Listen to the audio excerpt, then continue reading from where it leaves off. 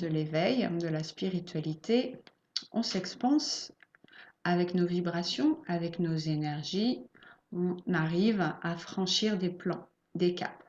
On reçoit en même temps des preuves, des récompenses si vous voulez, si c'est plus clair. On reçoit soit des capacités, soit des visions, soit des soins. En tout cas, c'est clair. Ce qu'ils nous attribuent, ce qu'ils nous transmettent là-haut, quand on arrive à monter, à franchir les étapes, ça vaut vraiment le coup de travailler parce que ce qu'on reçoit, c'est du divin, donc c'est juste magnifique. C'est les plus belles récompenses que l'on puisse avoir, en tout cas en tant qu'humain. Et à chaque fois que vous avez une de ces récompenses, une de ces preuves, sachez que vous allez quelque temps après être lâché. Alors, j'appelle lâché, c'est pas le bon mot en fait parce qu'on n'est pas lâché, ils sont toujours là. C'est juste que on a besoin de nouveau de se retrouver seul, de se retrouver vulnérable et d'affronter de nouveau des peurs, des doutes. Plus on passe des étapes, plus on est en élévation, plus on est dans l'éveil, et plus on va être lâché de haut, tout simplement parce que on est de plus en plus fort.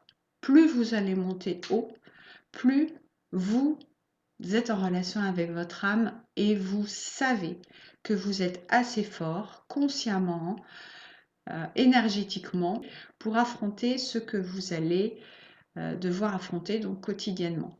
Alors effectivement, ça paraît cruel, ça paraît brutal, mais vous l'avez, tout ce qui vous arrive, sachez que vous avez donné votre accord. Tout ce qui vous arrive, vous avez donné votre accord, soit avec votre âme avant de venir, soit avec votre âme, avec les énergies, avec la source durant votre parcours. Donc, le fait d'être lâché, c'est tout simplement que la peur n'est pas partie de votre corps. Le doute n'est pas partie de votre corps. Les fausses croyances, les jugements sont toujours là. Jusqu'à ce que vous soyez encore identifié à chacun de ces personnages, le personnage du doute, le personnage de la haine, le personnage du jugement, chacun de ces personnages que vous avez encore. Je pense que chaque jour, vous avez une trentaine de personnages qui sortent de vous.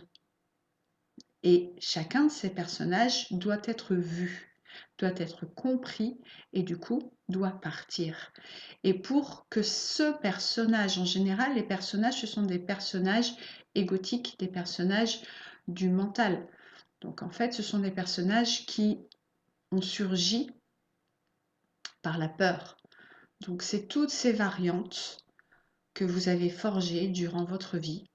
Donc les réactions que vous avez quand vous êtes en colère, ou les peurs, ou les jugements, beaucoup les jugements aussi. Essayez, prenez note de chacun de ces personnages. Tout ce qui n'est pas amour est personnage. Donc vous voyez, il y en a beaucoup. Alors, prenez des notes sur ces personnages.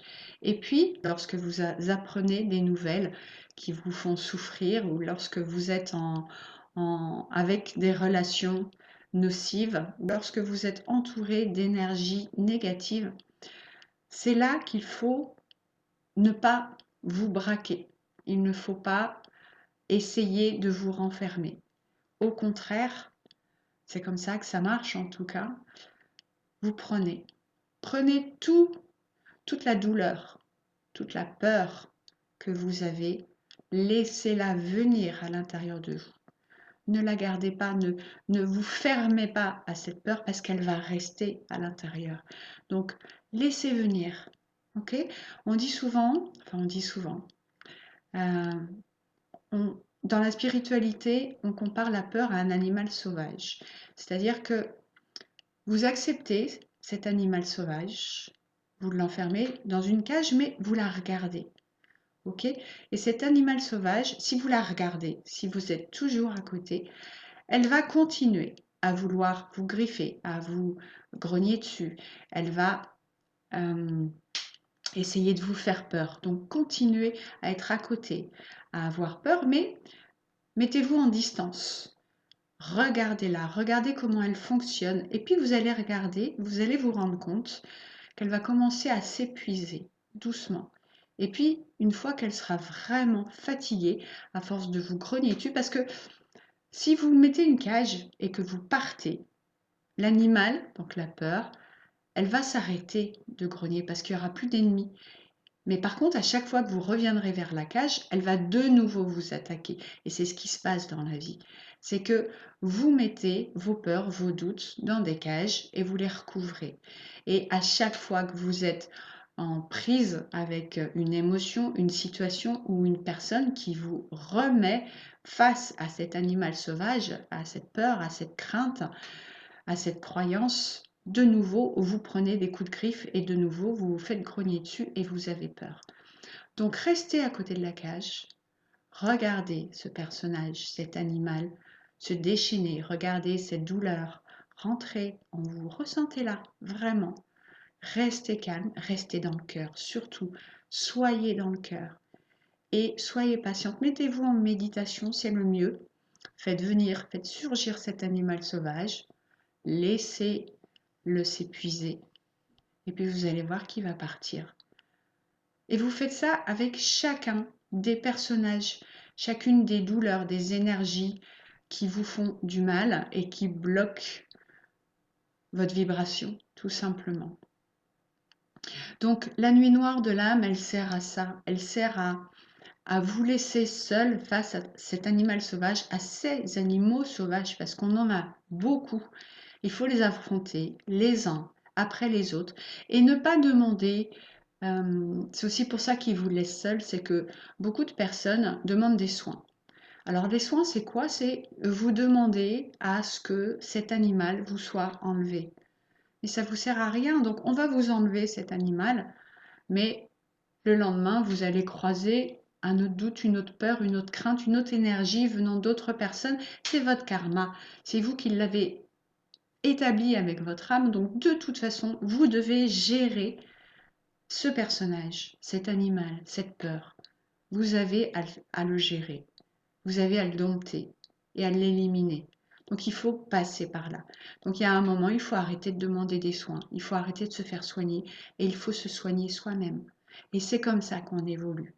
Et c'est comme ça qu'on s'allège, qu'on monte, qu'on grandit. Donc, les nuits noires de l'âme viennent à chaque étape. Parce que au début, on ne va pas tout, on ne va pas vous lâcher le cirque, le zoo en entier sur vous. C'est pas possible. On vous les met les uns après les autres. Et puis, plus vous allez monter en grade, plus vous allez vous élever en compréhension, en énergie, en foi aussi, en foi de la source. Je ne parle pas encore une fois de religion.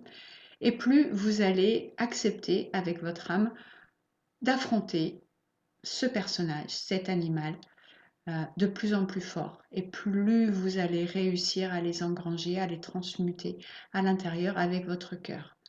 Et puis vous allez voir qu'après, au fur et à mesure, la lumière aura remplacé les peurs, aura remplacé les doutes, les jugements, les craintes, les fausses croyances, les filtres.